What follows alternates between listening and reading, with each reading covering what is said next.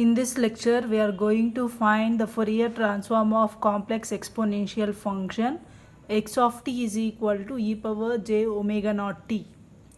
To find the Fourier transform of e power j omega naught t, consider finding the inverse Fourier transform of del of omega minus omega naught.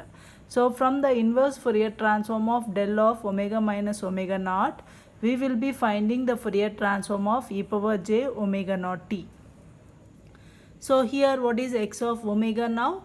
X of omega is del of omega minus omega naught.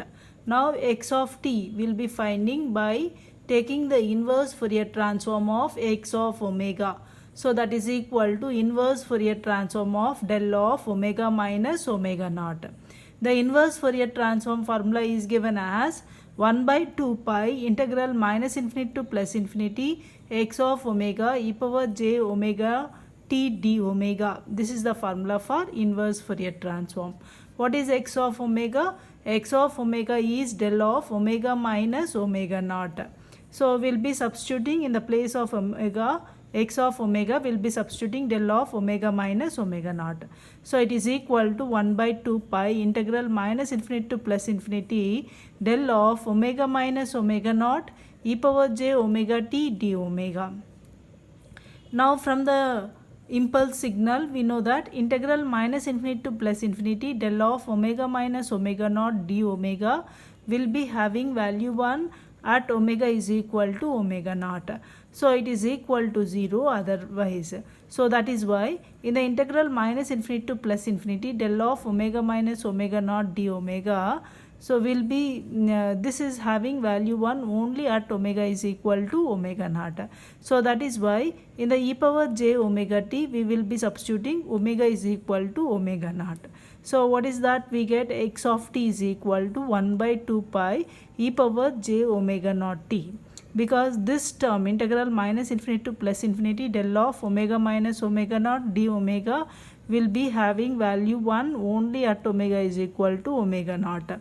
So other than this, the term will be substituting omega is equal to omega naught here. In other than this, in this term will be substituting omega is equal to omega naught. So we'll be getting 1 by 2 pi e power j omega naught t. So what is inverse Fourier transform of del of omega minus omega naught is equal to 1 by 2 pi e power j omega naught t is the inverse Fourier transform of del of omega minus omega naught. Now 2 pi will be brought this side, so we'll be getting inverse Fourier transform of 2 pi del of omega minus omega naught is equal to e power j omega naught t. So from this we get what is the Fourier transform of e power j omega naught t? The Fourier transform of e power j omega naught t will be equal to 2 pi del of omega minus omega naught. So e power j omega naught t and 2 pi del of omega minus omega naught form Fourier transform pair. So e power j omega naught t Fourier transform will be equal to 2 pi del of omega minus omega naught.